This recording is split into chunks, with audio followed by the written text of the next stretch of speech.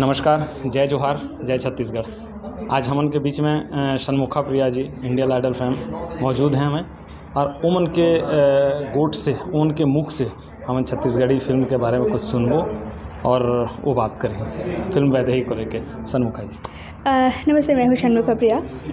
मैं वैदेही फिल्म को बहुत शुभकामनाएं देती हूँ और आई जस्ट होप कि वो पूरे इंडिया में भी रिलीज़ हो जाए छत्तीसगढ़ी फिल्म, और मैं सभी को ऑल द बेस्ट कहती हूँ और आपको, डायरेक्टर को। और 9 जून को रिलीज़ हो रहा है, सो सब उसको देखिए और बहुत प्यार दीजिए।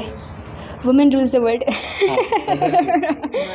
Girl power, I am gonna say girl power, क्योंकि as a woman I feel so happy, so I just give all the very best to all the beautiful girls out there, all the women, सभी को। and I think नारी शक्ति सब पे भारी। छत्तीसगढ़िया सबले बढ़िया। मैं भी हूँ आज की Vaidehi. Thank you so much.